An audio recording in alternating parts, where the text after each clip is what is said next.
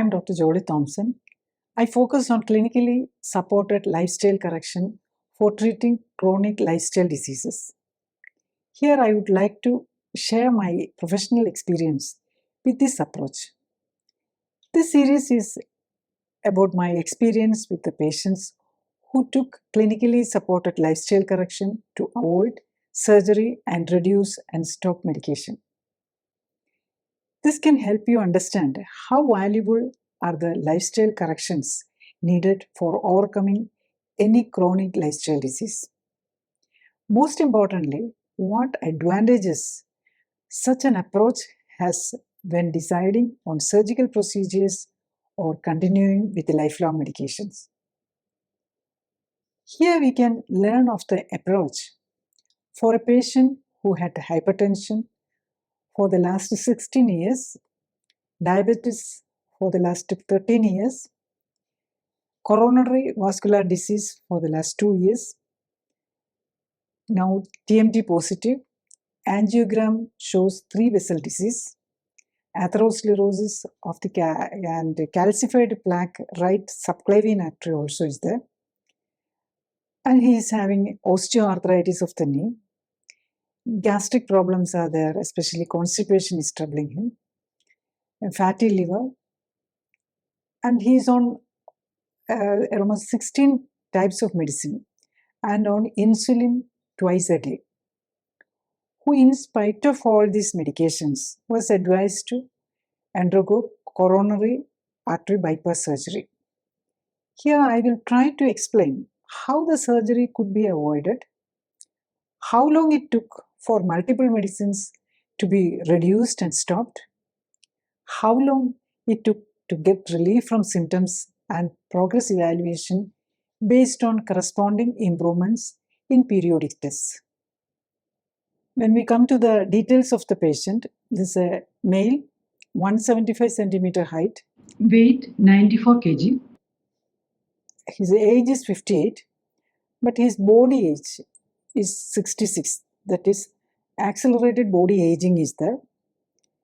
His abdominal circumference is 108. Fat percentage is 29.9%. He's been diagnosed on taking medication for hypertension for the last 16 years, diabetes 13 years, and is a non-coronary artery heart patient for the last 2 years. And recently his TMT is positive and an angiogram is done. It showed 3 vessel disease, that is all 3 vessels are having block, and advised bypass surgery. And along with that, he is having a calcified plaque in the right subclavian artery also. He is having pain on the right arm. For that, when we investigated that subclavian, that artery supplying the right hand also having reasonable blocker there. And he is suffering from osteoarthritis of the knee joints also. And the orthopedician has advised for a future at least to consider knee replacement also. He is having gastrointestinal problems, especially constipation, and also some gas trouble also is there. And he is having a fatty liver also. When we consider the disease category, it's mainly of metabolic nature, that is metabolic syndrome, actually hypertension, diabetes, atherosclerosis, osteoarthritis. That is because of this obesity, that is osteoarthritis, and degenerative diseases are setting. When we look into the medications, he is taking 13 medicines actually. That is actually twice Degludec, insulin Degludec is taking 10 units morning and 15 units evening. Dapanom, that is for the dapagliflozin, that is 10 milligram he is taking. And Sucanum, that is actually a combination medicine of metformin and vidagliptin, that is taking. Then PPG met, that is metformin plus oglibos tablets twice he is taking, and glimepiride, that also twice. So many medicines for the diabetes itself. And then yellow with maybe vitamin K, cyst, sildenafil, also. It's maybe having some sexual dysfunction also. These are the current prescription, when we start on the day 1 prescription actually. Next is the investigations actually. When we started we are on the day 1, or we can say day 0 or day 1, that means before starting lifestyle modulation or clinically supported lifestyle correction, we do a detailed investigations actually. So his HbA1c is 7.2 in spite of all these medicines. His insulin level is very high, that is 118.2. That means there is insulin resistance is there. Otherwise also type 2 diabetes is insulin resistance is there. With this cholesterol medicines and all, he is under control actually. Cholesterol, but triglyceride is high, but HDL is low. And his GFR also is decreasing, 77 only. And sodium level, electrolyte imbalance also there. And vitamin D also is low. But his cardiac markers, troponin I and hsCRP, CRP is normal. So when we start clinically supported lifestyle correction, it is actually his diet is, because his obesity also is there, we try to adjust he's getting all the nutrient in correct proportion, around 650 to 700 calories. But all the nutrition should be is there in the correct proportion, especially with a very high amount of omega-3 fat, but with the balancing the omega-3-6 ratio around 1:1. And an exercise pattern, which can be even for the patients, whatever disease is there, if it is reasonably okay, can be done sort of exercise that can be done in a lying down position or sitting in position. With that, after starting on the 8th day, actually we check the patient on initially on the 8th day. This program itself is divided and in a staged manner it is taught also. So after first visit, again come on 2nd, 8th day. By the time he was actually reduced on all the diabetic medicines are for a type 2 diabetic patient, all the diabetic patients are diabetic medicines are reduced on the stopped on the first day itself. And he can specifically made a low calorie diet, and also some low calorie food like leafy vegetables and fish or meat, especially is diabetic, low carb diet also, natural food also the patient can take. And on the 8th day, by the time, so the first day itself, the patient's diabetic medicines is over. So the total 13 medicines, it is reduced to 4 tablets actually. And initially for the diabetic patients, especially on this much of diabetic medicines and all, 4 times the patient has to check the blood sugar at home itself and record it, and this monitoring is done through the as a telemedicine part, and if give directions as telemedicine. And the first day, the 8th day when he comes, there is only 4 medicines. When he comes to the 8th day for the checkup, his main symptoms were knee pain, tiredness, and exertional dyspnea, especially when you climb stairs or walking fast. The chest discomfort is coming, or breathlessness sort of feeling, and constipation. That was his major symptoms. And on 8th day when he come, he's saying that his knee pain and all is around 50% reduction is there, tiredness around 80% reduction, and exertional dyspnea sort of problem also 80% is reduced. And his HbA1c is reduced from 7.2 to 6.6. See, without after stopping, usually we say that HbA1c is checked every 3 months for an average and all. But for a clinically supported lifestyle correction, we check it frequently in the initial stage every week, and also after for 2nd month onwards every month. And if the patient is not properly controlling, every week we can control. But this patient is 8th day itself, it is 0.8 reduction is 0.6 reduction is there. On 15th day, actually his HbA1c comes down to 6.2, and 30th day it is 6, and 60th day it is 5.8, and 90th day it is 5.6. So this is a very nice patient actually. So he follows everything in the correct manner. So the HbA1c change is very systematic and in the order. And his insulin level also came down to, on the 8th day, we don't usually check the insulin level. Usually on the 15th day, the insulin level, it was 118 when we started, and it came down to 8 on the 15th day. And again, we checked again on 60th day, the insulin is 4.6. That is the different in the changes. And also the cholesterol, the other medications, and calaptin for, that's a verapamil, that is a calcium channel blocker for the BP, amylodac, amlodipine, actually, that is also for BP. Acertor 20 milligram he was taking, that is for the cholesterol, and Diplate, that is aspirin and clopidogrel. All these medicines were over by 30 days. His BP was 140/100 with the medicines. Actually, he is taking 2 medicines for BP. But on the 8th day itself, BP has come down to 130/80. And by 30th day, all the BP medicines was over, and the BP was 120/70. Actually, the BP we are recording in the hospital, that is always little high because they were traveling, and the tension level will be usually some white coat stress will be there. So slightly higher in the at the hospital recording, and his at home recording was usually around 170, 170. That was the at the home recording actually.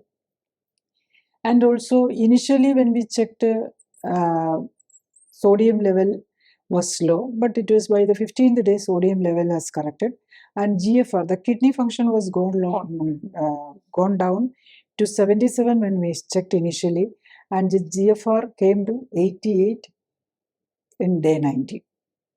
And the initially HDL was low, but the HDL also was gradually corrected by day 90. HDL correction, some of these parameters correction blood parameters correction may take some time, but usually, and we don't try to bring down the triglyceride.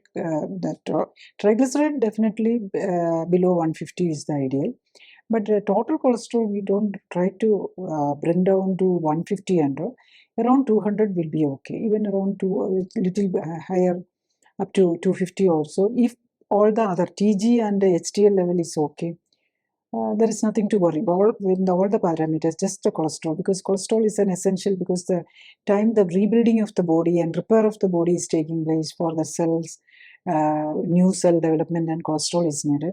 So we don't try to reduce the cholesterol level to very low level. When we summarize, what is the benefit of this approach compared to the conventional means?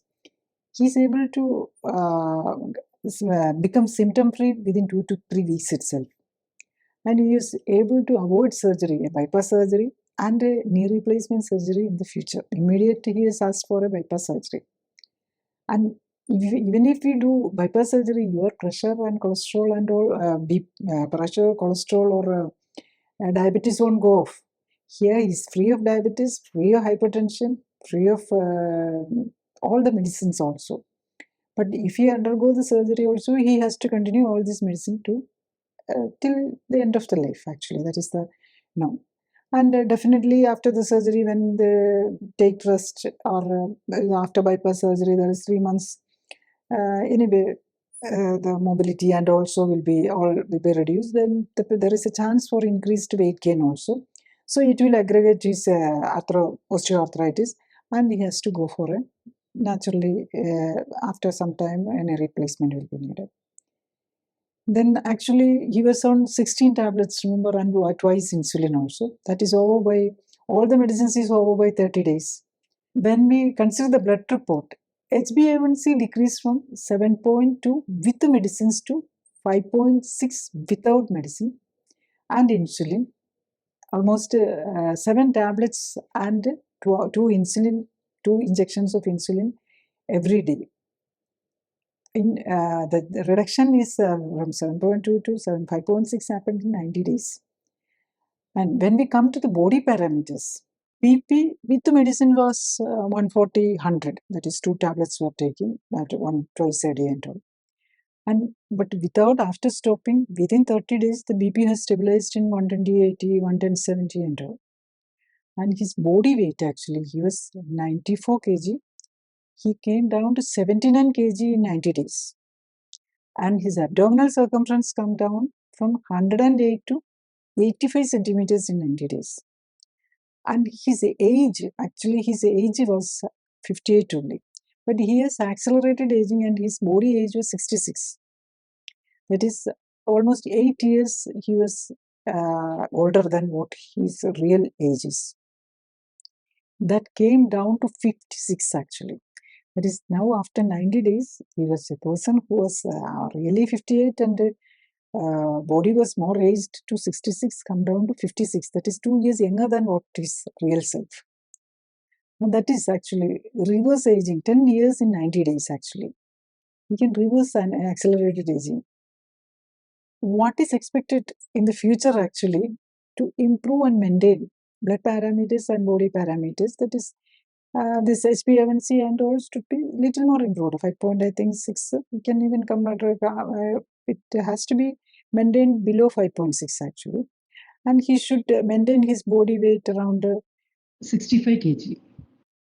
And fat percentage, ideally, it should be around 10 to 15. But at this age, at least below 20. And body age, anyway, now itself he has come down to 2 years lower than that. But if he if he continue his effort for another 3 months, usually this clinically supported lifestyle correction monitoring is given for the initial is 90 days is the first month is the intense monitoring till the medicines are over, then 90 days, then the next landmark is 180 days. By 180 days to bring the body composition to optimal level. That is what we are intending actually. If you bring down your body composition to optimal level, all the parameters will be corrected. And maintained not only in the macro level in the weight alone, this actually that omega-3,6 fat actually, that are the controllers of our immune system and almost all the functions. Actually, this omega-3 and omega-6 fatty acids are controlling our system. So the omega-3,6 balance also bring down to normal, not optimal level. That is actually 1:1 ratio. If you are able to do that, all the parameters will come down. And it is so fast, you can see the result. You cannot, medicines can give such result. That is because if you are medicine, he's taking these medicines for so many years, but it is not giving him any cure. That is the difference. Actually, the patient has to take effort to bring modulate his lifestyle and bring the body parameters, macro level and micro level to the optimal level. Here, in clinically supervised and supported lifestyle correction, what we are trying to do is use the healing power of the body by empowering the healing aspect, the anti-inflammatory aspect of the immune system. First is by providing optimal nutrition. Second, by promoting removal of toxins by improving circulation through optimal stimulation of all cells by planned exercise. Third, minimizing toxins entering the body through food, water, air, and cosmetics. Diabetes, hypertension, heart disease, liver disease, kidney disease, obesity, stroke, allergies, autoimmune disease, and cancer come under the umbrella of lifestyle diseases. 90% of the medications and 90% of the surgeries are for lifestyle diseases. This means that 90% of medicines and 90% of surgeries can be avoided. In the case of any lifestyle disease, the best treatment begins with the first step of diagnosing the underlying faults in lifestyle. That is the cause of the disease. Next is corrective measures to rectify the damages and overcome both the disease and the need for continuing medications and surgical interventions. It is good to understand that Neither medicines nor surgery can cure a disease. To put it differently, it is not a lack of medication or surgery that created the disease in the first place. This is why once medication is started, it becomes a part of the disease for life. Very often, both the disease and medicines will keep on adding more numbers along with unwanted side effects with no hope to return to a healthy status, which not only affects the patient but also the dependents and caretakers. This is why it is very important for you to understand and correct lifestyle while also encouraging others to do so. Another important aspect is when someone is talking about healthcare and treatment approaches, you should consider the scientific background of the concerned person.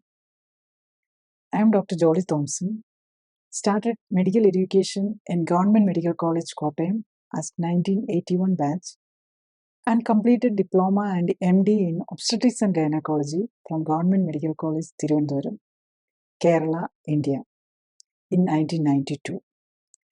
After additional training in reproductive medicine, surgery, and painless labor, I joined government service. Later resigned from government service and in 1997 started practicing as consultant at Lifecare Center, Tevara, Kochi. I focus on lifestyle moderation with the clinical support for lifestyle diseases, minimizing need for medication and surgery. I would like to bring to your attention how the major part of the medications we take are excreted in urine, sweat, and stool. It will reach the groundwater, rivers, drinking water, plants, animals, and food products. That means the medications we take is becoming a threat not only to us humans but to all the life forms on our planet. Therefore, it is essential to correct lifestyle, reverse lifestyle diseases, and come out of medications to protect our children, grandchildren, and the coming generations from the ill effects of toxic pharmaceutical pollution. We should come out of the dependence on medication. The current norm of chronic patients on lifelong medications has to change.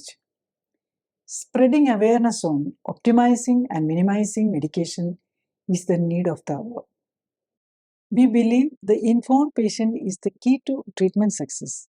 You can find detailed content on different diseases, their treatment with the emphasis on benefits of lifestyle correction from the website and YouTube playlist. The videos are prepared to understand more about the disease, the possible underlying cause, early diagnosis by understanding the symptoms, current diagnostic methods and treatments, along with the benefits and side effects, practical aspects of the lifestyle, self-correction, and for those who may require clinically supported and supervised lifestyle correction. When a patient is having more than one diseases and there are too many diagnostic and treatment modalities with many side effects, awareness of the benefits and problems of different diagnostic, medical, and surgical interventions is the key to regain your health. Better informed patients take better decisions and live longer, healthier, happier lives. Thank you.